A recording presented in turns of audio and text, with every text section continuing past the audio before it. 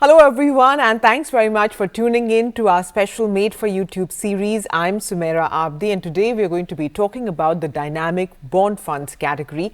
And joining in is our Sivakumar, head of fixed income at Axis AMC. Siva, thanks very much for joining in. This is a category that a lot of people have not entirely understood. So first, let's begin by talking about what exactly does a dynamic bond fund set out to do, and how does it really work? Hi, Sumaira. So thanks for having me on. And it is a difficult category because it's the one category where it's not limited by anything. So most of the bond fund categories have certain limits. For example, a short-term fund has a limit of duration between 1 and 3 years. A medium-term fund would have a limit of duration between, let's say, 3 and 4 years. In the case of dynamic bond funds, there is no limit either in terms of duration or, in fact, even the credit mix of the portfolio. It's completely up to the portfolio manager, the fund manager, and how the scheme is positioned. This, of course, leads to confusion because different funds can have different strategies, and therefore, this one category is unfortunately not really one category because there are so many strategies within it. But the one common theme running across all of these different strategies is that they're trying to answer a fundamental question for investors, which is what part of the curve do I buy? Do I buy long bonds? Do I buy short bonds? Or do I buy credit? So it's really the fund managers really express their views on where they should be allocating across different fixed income instruments. Okay, so basically this is also at the fund manager's discretion and perhaps also indicates their view on where the macro environment is headed. Am I right? So in this situation where the whole world is worried about interest rate tightening, would it be an ideal time for somebody to invest in a dynamic bond fund, or is it, as the name suggests, an all-season fund, something that should be a mainstay in your portfolio? Yeah, at a level, yes. But please understand what is it that the fund is positioned for. Because even within dynamic funds, because people have solving for different investment strategies, investment goals. For example, a dynamic bond fund, which is trying to invest, be tactical about it, and maybe an investment horizon of 1 to 3 years makes sense. But there may be other funds which are actually positioned for much longer term investment strategies, maybe 5 years or longer. And therefore, we need to be very clear what we are as investors trying to do and map that with the investment strategy of the fund. And so the positioning documents of each fund, you need to look at it very carefully to understand what is it that the funds are trying to do. So even in a rising interest rate environment, it may be appropriate to go for longer duration bond funds, a dynamic bond, for example, which is trying to, for example, meet a performance expectation over a much longer horizon rather than for very short term needs.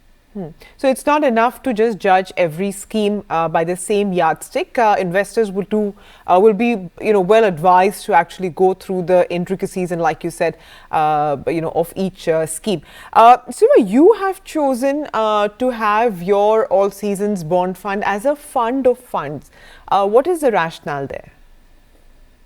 So what we decided to do here was answer a fundamental question that many investors have asked this over time, which is there are so many categories and so many types of bond funds, including dynamic bond funds out there. Which one should I select and how much I should invest in each of these? This becomes a very difficult question for many investors to answer. For example, there has been so much of conversation about rising interest rates, so people want to buy floating rate funds. Fair enough, but how much do I buy? Or, for example, are there other opportunities that we are not looking at across the entire gamut? So we are trying to say that if I create a fund of funds, the fund manager then has the ability to pick. At a second level, this fund of funds is also investing across different AMCs.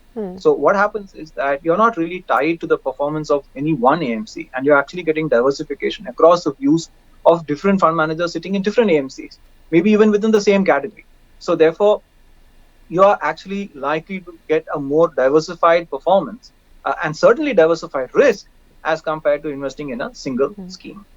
But Siva, like you alluded to earlier, that every fund manager would be taking their own call on, duration or the credit quality of the fund.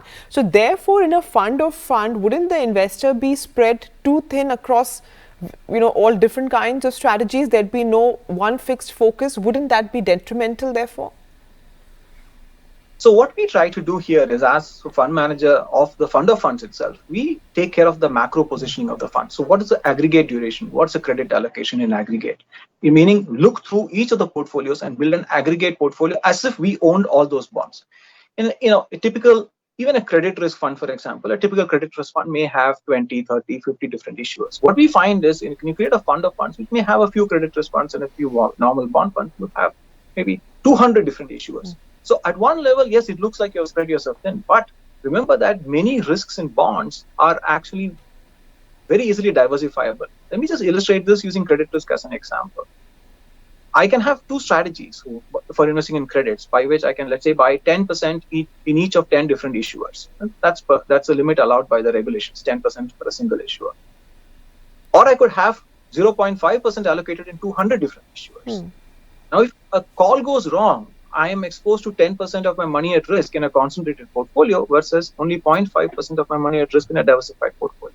So in to certain elements or certain types of risk, such as credit risk, it actually makes sense to spread things. Of course, in certain other categories, such as duration, it probably does not make sense to get so spread thin. Therefore, that is up to where the fund of funds really tries to help by diversifying, for example, more in categories like credit, but not diversifying too much in duration categories. All right, but in the debt portion itself, where returns are in any case on the lower side, and these days they're really hard to find. Wouldn't a fund of funds further cut down on this return because of its increased expense ratio? That's a common question that we kept getting asked, that whether the dual layering of costs and how that impacts investors. So one thing is that we, of course, invest in direct plans of the underlying schemes, and there's a very, very thin fee layer on top of that. So what you'll typically find is that if you were to invest, for example, in a diversified portfolio of similar funds that we are investing in, you actually are not actually going to significantly increase your cost by investing in the fund of funds. So that's the first part, having a very thin layer of fee on the fund of funds itself. The second is the value add that the fund is doing for you. For example, even the fund churns its portfolio, right?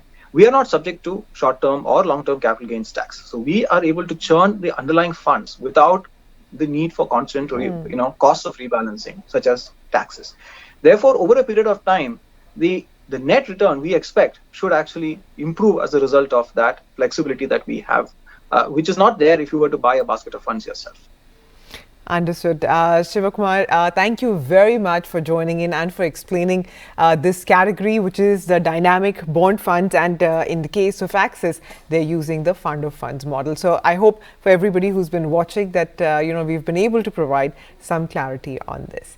With that, we'll wind up and we'll see you next week. Thank you very much for watching and do stay safe.